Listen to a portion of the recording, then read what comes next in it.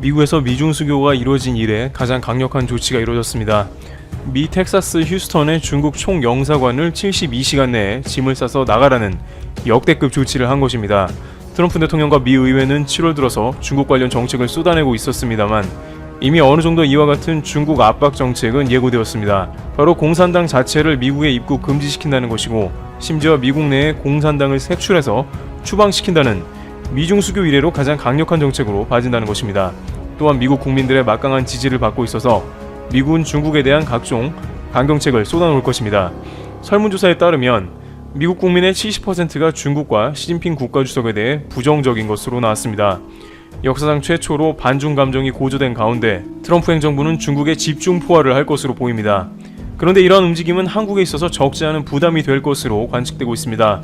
중국은 과거에 미중 간의 갈등을 한국에 쏟아부은 적이 있으며 미국은 중국 세력을 미국 땅에서 추방한다는 국가 간의 최고의 조치를 발동했기 때문에 이제 한국으로 압박이 시작되는 게 아니냐는 우려가 되기 때문입니다. 실제 앞으로 벌어질 미중 간의 갈등 간에 한국이 어떠한 포지션으로 있게 될지 살펴보겠습니다. 첫 번째, 미국. LG는 화웨이와 멈춰라.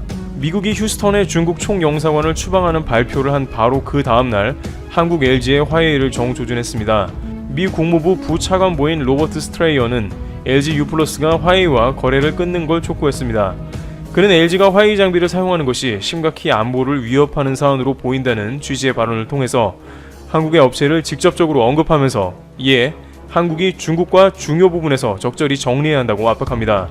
작년부터 미국은 미군 부대에 LG U+ 통신망을 사용 금지시키기도 했으며 한국의 화웨이 관련한 압박을 직간접적으로 해왔는데 앞으로 미국에서 좀 더 노골적으로 압박을 시작할 게 아니냐는 것입니다. 앞서 폼페이오 국무장관도 지난 15일경에 한국에는 SK와 KT같이 화웨이 장비를 쓰지 않는 업체들도 있다며 우회적으로 LG U+를 겨냥했다는 지적도 나옵니다. 일각에서는 미중 사이 이슈에서 여지없이 한국이 또 등장했다며 불만의 목소리도 터져나옵니다. LG U+가 화웨이를 사용하는 것이 미국도 그렇지만 한국에서 여론도 좋지 않기 때문에 일정 부분은 껄끄러운 것이 사실이긴 합니다만 미중 사이 이슈가 터지자마자 한국에서 화웨이 사용 반대에 동참하라는 압박이 곧바로 등장한 것은 한국 입장에서 적지 않은 부담으로 다가오기에 또 시작인가 하는 국면이 우려가 되는 것입니다. 강대국 사이에 새우등 터지는 국면으로 본격적으로 치닫는 게 아니냐는 것이죠. 문제는 트럼프 대선을 앞둔 상태로 훨씬 더 안 좋은 상황이 전개될 것이라는 점입니다. 두 번째, 트럼프 선거 끝날 때까지 한국 시달릴 듯. 아무래도 이러한 극단적인 미국의 움직임은 트럼프 선거 캠프에서 적극 활용한다는 의견도 나옵니다. 대통령의 선거에서 기존 대통령의 연임을 돕는 것은 전쟁 혹은 전쟁에 버금가는 국가 간의 갈등인데 현재 트럼프의 재선 가능성은 코로나로 인해서 갈수록 낮아지는 다급한 상황이기 때문에 마지막으로 트럼프가 적극 활용할 수 있는 카드는 무역전쟁보다 훨씬 터프한 중국 강경책이라는 것입니다. 앞서 거론된 바와 같이 미국 국민의 지지를 더불어 미국 내 여야 당파를 초월한 중국 제재가 이뤄지므로 트럼프는 이제 4개월 정도를 남겨둔 대선 레이스에서 본격적으로 중국을 타겟으로 삼을 것으로 보입니다. 그는 전쟁론자는 아니기 때문에 군사적 충돌 가능성은 다소 낮아 보이는 대신에 무역은 물론이고 중국 관련 온갖 강경책을 쏟아놓을 것으로 전망됩니다.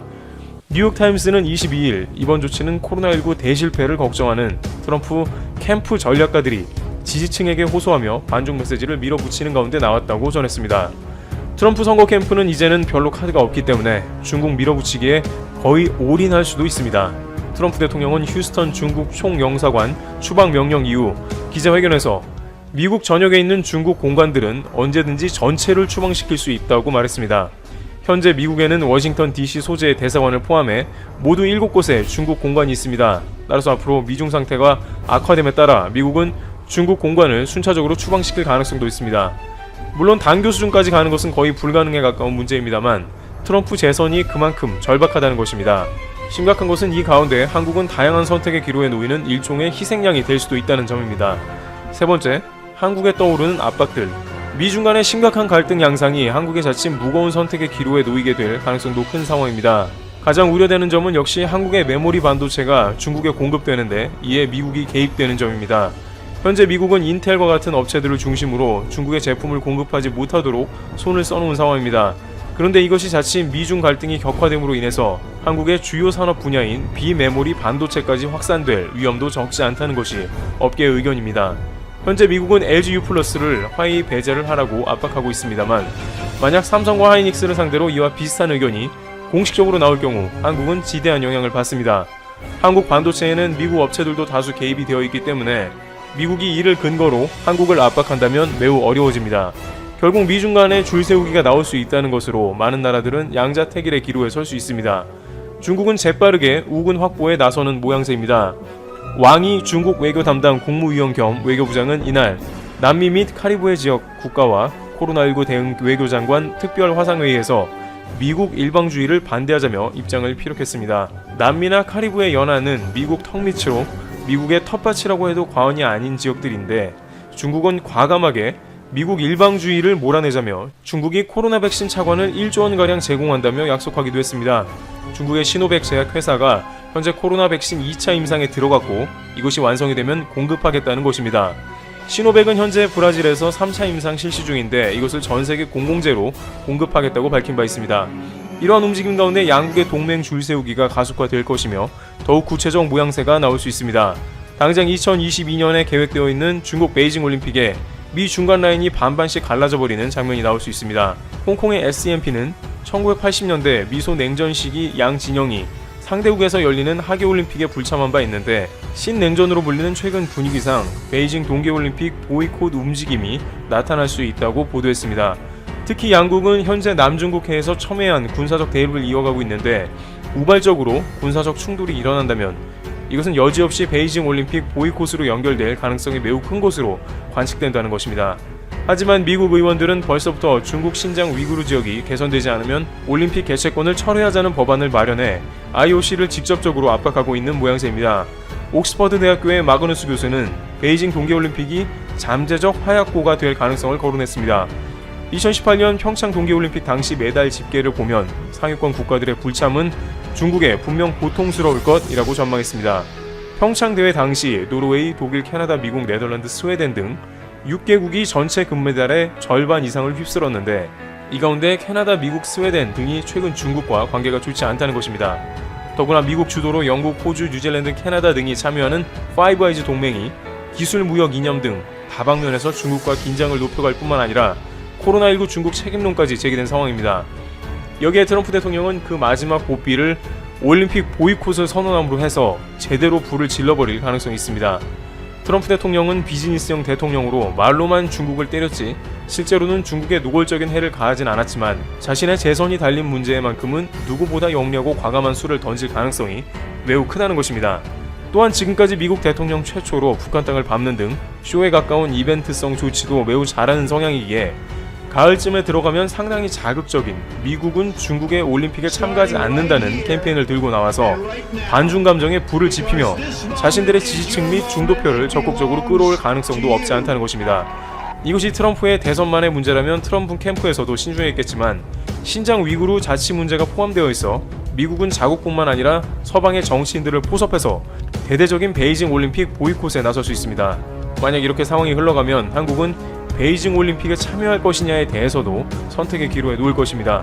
한국은 1980년 모스크바 올림픽에 참가하지 않았는데 미국의 올림픽 보이콧에 적극 참여할 수밖에 없었습니다. 중국은 지리적으로 가깝고 경제 교류가 활발한 한국이 참여하지 않는다면 사드를 능가하는 보복을 할 수 있습니다.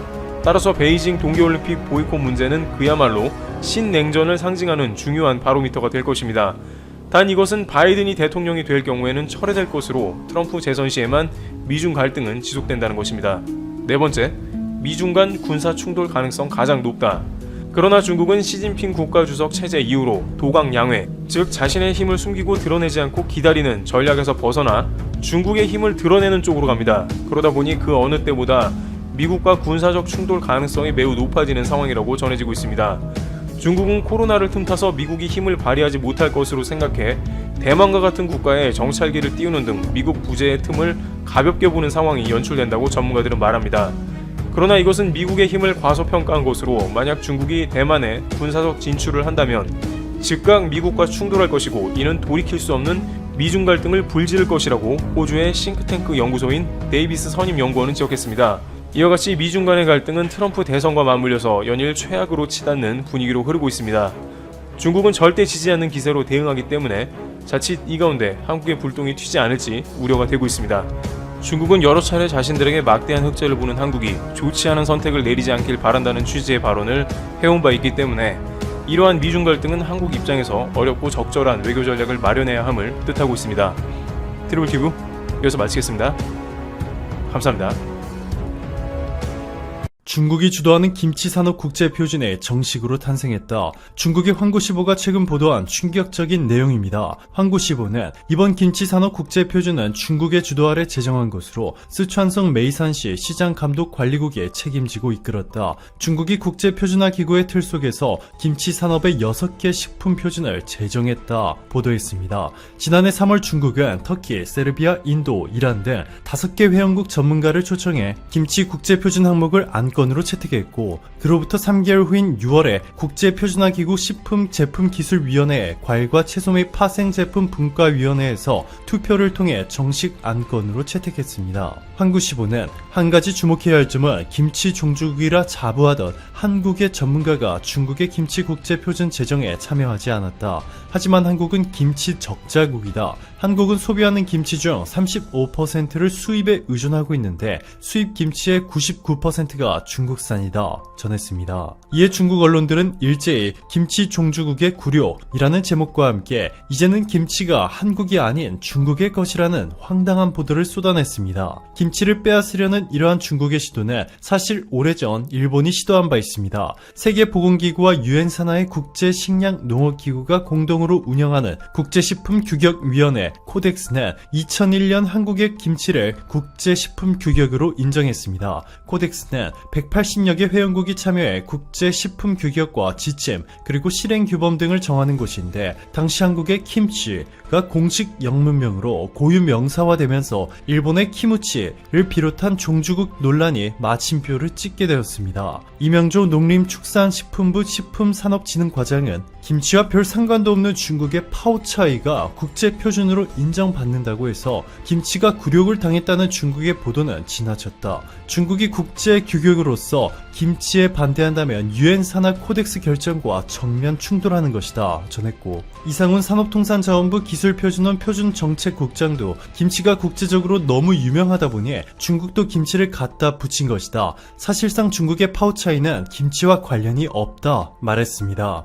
이하연 대한민국 김치협회 회장은 세계적으로 채소를 절인 음식은 피클이나 사워크라우트 등 많지만 고춧가루, 젓갈, 마늘, 생강, 파 등 5가지 이상의 양념을 버무려 발효시킨 숙성 음식은 김치가 유일하다. 김치가 그만큼 독창적이고 독보적인 음식이기 때문에 중국의 주장은 어불성설이다 전했습니다. 이렇게 중국이 한복과 갓에 이어 김치까지 중국의 문화라며 너무나도 황당한 주장들을 내세우고 있는 이유는 무엇일까요? 최근 중국에서는 충격적인 일들이 여러 가지 일어나고 있습니다. 중국 정부의 중국 내 소수민족 인권 탄압 문제가 전 세계적으로 큰 이슈가 되면서 서쪽으로는 티베트 자치구에 있는 540만 명의 티베트족과 신장 위구르 자치구에 830만 명의 위구르족, 북쪽에는 1000만 명에 육박하는 후이족과 네이멍구 자치구에 거주하는 580만 명의 몽골족, 그리고 연변 조선족 자치구에 거주하는 219만 명의 조선족과 야오닝성에 있는 1000만 명에 달하는 만주족, 마지막으로 중국 최대의 소수민족으로 중국 남쪽에 위치한 광시 장족 자치구에 사는 1800만 명의 장족까지, 이들 소수민족의 인구는 중국 전체의 8.5%에 불과하지만 그들의 영토는 중국 전체의 무려 64%에 육박합니다. 이들이 모두 독립할 경우 중국 영토의 3분의 2가 날아간다는 것이죠. 소수민족의 언어와 문화를 모두 말살시키고 중국어와 중국 문화를 강제로 교육시키려 하면서 중국 내 소수민족들의 독립운동에 더욱 활발해질 조짐을 보이고 있습니다. 최근 미국을 포함한 전 세계 39개국이 이러한 중국의 소수민족 탄압을 강력히 규탄하며 중국을 압박하고 있는데요. 미국 상무부는 소수민족을 탄압하고 강제노동과 강제 집단구금, 생체정보의 무단 수집, 유전자 분석 등으로 이들의 인권을 침해한 중국 기업 11곳에 제재를 하겠다고 통보했고, 로이터 통신에 따르면 이 11개의 중국 기업은 이제부터 미국 정부의 별도 승인 없이는 미국 기업으로부터 그 어떠한 물품도 살 수 없게 됐습니다. 윌버로스 미국 상무장관은 중국은 소수민족을 억압하기 위해 강제노동과 강압적인 DNA 수집 및 분석 활동 등 비난받아야 마땅할 일을 적극적으로 조장해왔다. 이번 미국의 조치는 소수민족에 대한 중국 공산당의 비열한 공세에 미국의 상품과 기술 등에 가담하지 않게 보장할 것이라 전했습니다. 중국 국토의 64% 면적을 차지하고 있는 중국 내 소수민족들이 미국과 호주 등 전 세계 39개 국가의 강력한 지지를 바탕으로 독립을 하게 될 시나리오도 중국에게는 너무나 위협적이지만 이보다 더 충격적인 일이 현재 중국 내에서 벌어지고 있습니다. 그것도 바로 중국 최대의 도시이자 중국의 경제 중심지인 상하이시에서 말이죠. 미국 국회가 입법한 국제방송법에 따라 미국 의회의 투자 아래 세워진 국제방송국 RFA는 중국의 운동가들이 상하이의 독립을 위한 정당 샹하이 내셔널 파티를 설립했다. 당은 상하이 국민의 자치와 서구화를 지지하고 있다 전했고, 해왕캉 당 대표는 RFA와의 인터뷰에서 대만과 티베트, 신장에서도 독립을 요구하는 목소리가 커지고 있다. 상하이도 독립을 요구할 수 있다. 상하이에 대한 독립은 달성 가능하다고 생각한다. 우리는 상하이를 완전히 서구 도시로 바꿀 것이다. 중국의 정치 체제는 정말 열등하다. 중국의 전통을 바탕으로 민주주의와 법치주의를 이루기 어렵다 전했습니다. 상하이 지역을 선진국들이 나누어 분할자치 관리를 하게 하자는 방안이 현재 가장 유력하게 거론되고 있는데요. 현재 대한민국이 이 선진국 집단에 포함될 가능성이 높은 것으로 알려졌습니다. 보시면 상하이 지역을 미국과 영국, 독일, 캐나다 등이 나눠서 분할 통치한다는 것인데, 현재 집단을 주도하고 있는 미국과 영국이 한국을 포함시키길 간절히 원하고 있는 것은 백인 국가 중심의 단체가 중국의 문제에 개입한다는 여론도 잠재울 수 있을 뿐만 아니라 국제적으로 호감도가 매우 높고 민주주의를 대표하는 아시아 국가인 만큼 상징적인 의미도 상당합니다. 현재 상황에서 특정 국가가 중국 상하이시를 대신 통치하는 것은 불가능합니다. 그렇기 때문에 중국의 샹하이 내셔널 파티와 세계 최강 10개국이 손을 잡고 상하이시를 쪼개어 관리하고 100% 민주주의 시스템을 도입하는 방식이 거론되고 있는데, 미국, 영국, 프랑스 등 G7 국가에 한국과 심지어 중국의 최우방국 중 하나인 러시아까지 포함시킨다면 중국은 저항조차 하지 못하게 됩니다. 그렇게 되면 상하이 내에 한국령 자치지구가 새롭게 생겨나게 되고, 조선족을 비롯해 그동안 한국의 시민권을 획득하고 싶어 했던 수많은 중국 인구가 몰려들 것으로 예측되고 있습니다. 현재 수많은 중국인들도 이러한 소식에 열광하는 분위기인데요. 이는 최근 시진핑 국가 주석이 중국을 공산국가를 뛰어넘는 북한과 비슷한 수준의 독재자 통치국가로 만들려 하고 있기 때문입니다. 최근 시 주석은 중국 경찰은 공산당에 충성하라 라고 외치는가 하면, 영국 파이낸셜 타임스의 보도에 따르면 시진핑이 연임을 넘어 중국의 국부라 불리는 마오쩌둥에게만 부여됐던 공산당 주석을 차지하려고 하고 있는 것으로 전해졌습니다. 중국의 3대 직위는 공산당 총석이, 국가 주석, 국무원 총리인데, 이 중에서 시진핑 주석은 공산당 총서기와 국가 주석을 겸임하고 있습니다. 리커창이 국무원 총리를 맡고 있죠. 이 중 가장 권력이 막강한 직위는 총서기입니다. 중국은 권력 서열이 당군정 순이기 때문에 공산당 총서기가 가장 위에 있습니다. 중국 공산당 창시자의 마오쩌둥에 대한 예우로 마오의 사후 공산당은 주석직을 폐지하고 주석 대신 총서기직을 도입했습니다. 마오쩌둥 이후 공산당 주석직을